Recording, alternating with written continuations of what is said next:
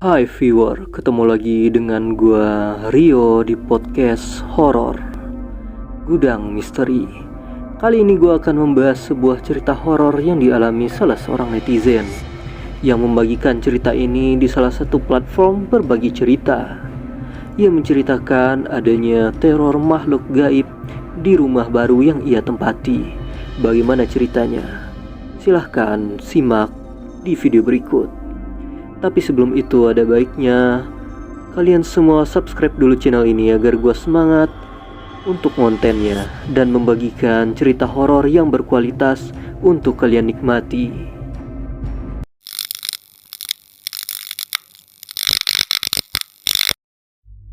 Jadi, rumah yang sekarang ditempati oleh si pemilik cerita dulunya adalah rumah tetangga yang sudah lama kosong karena pemiliknya meninggal dan anak-anaknya tinggal di Jakarta.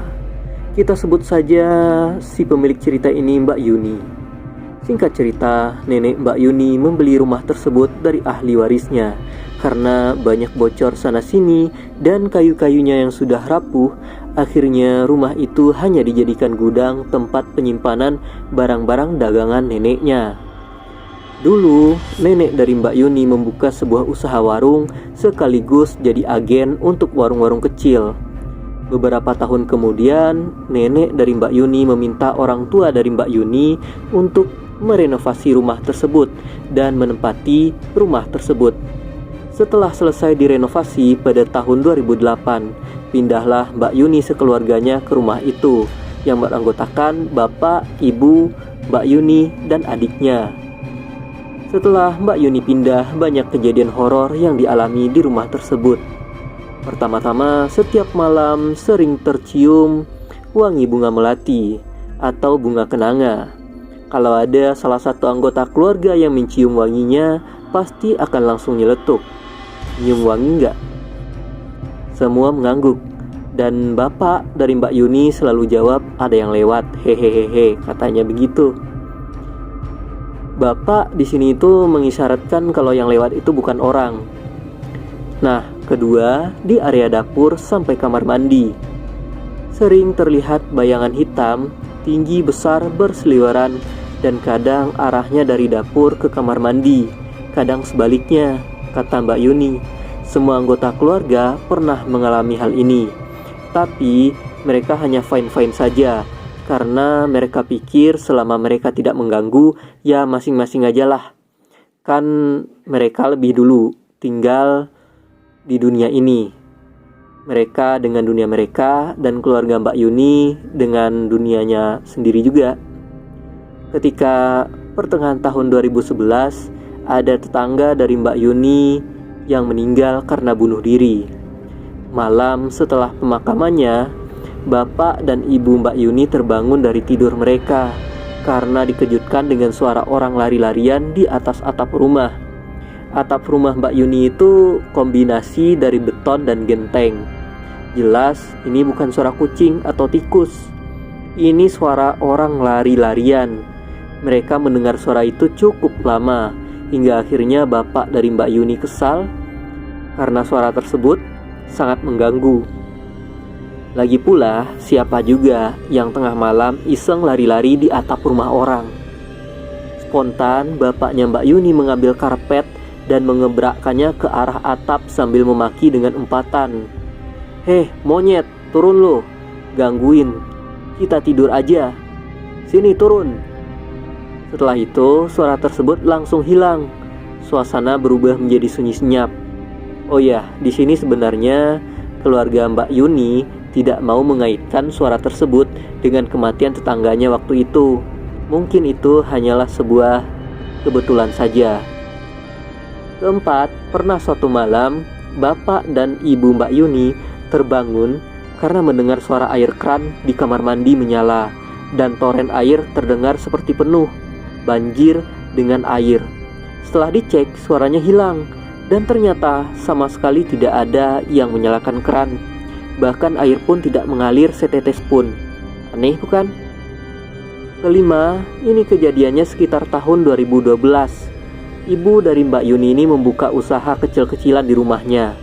Nah, usaha tersebut alhamdulillahnya ramai. Di depan rumah terdapat pohon jambu air yang ditanam oleh bapaknya Mbak Yuni, yang tingginya baru sepaha orang dewasa. Di sekeliling pohon tersebut ditempatkan batu-batu supaya bagus, kata bapak Mbak Yuni.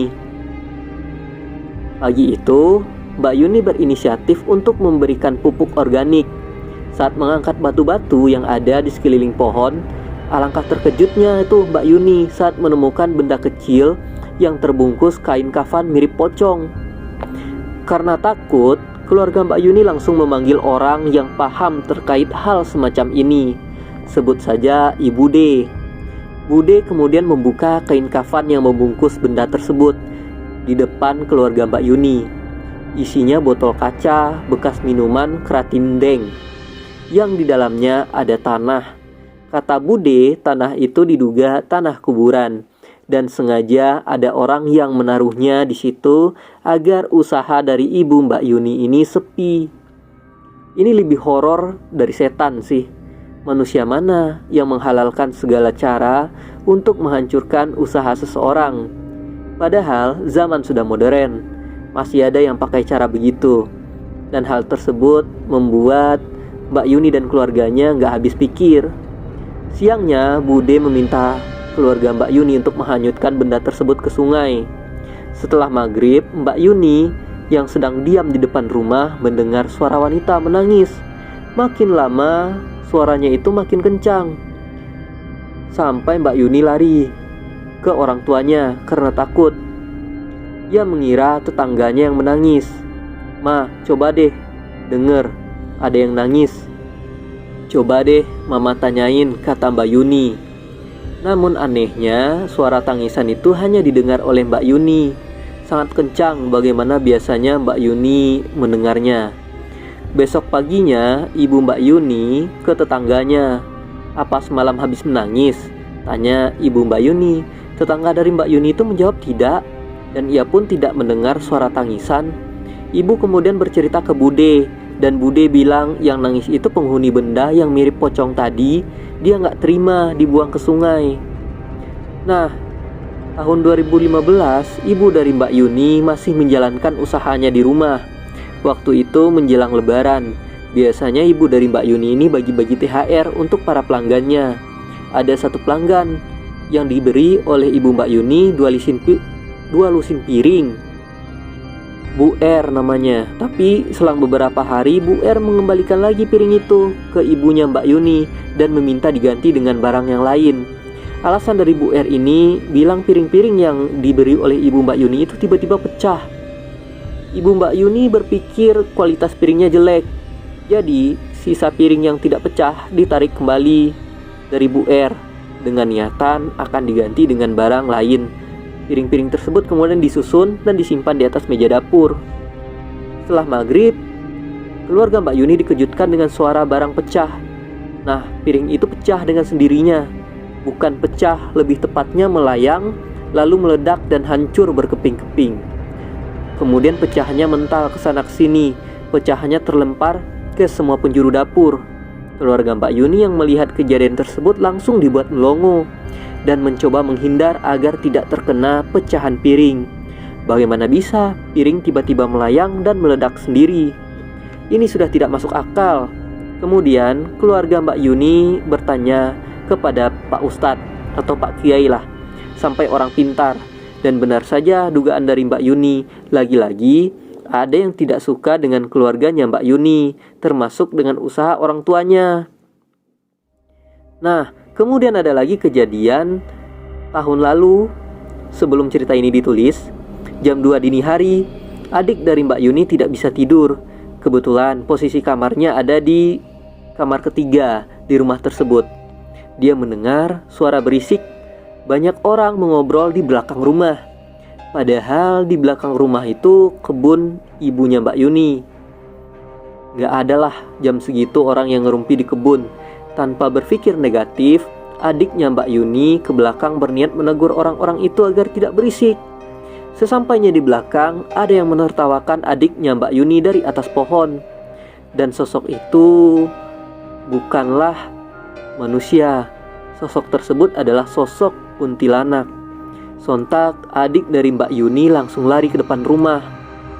Dan terakhir sudah ada sekitar 3 orang yang datang bertamu ke rumah Mbak Yuni yang bilang kalau rumahnya Mbak Yuni itu ada penjaganya, macan gaib.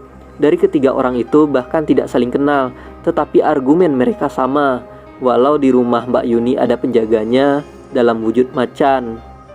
Nah, sekarang Mbak Yuni sudah tidak lagi tinggal di rumah itu karena Mbak Yuni sudah menikah dan ikut tinggal bersama suaminya. Tapi tiap minggu Mbak Yuni masih suka menginap di sana, dan si sosok hitam itu dikatakan oleh Mbak Yuni masih sering seliweran di area dapur.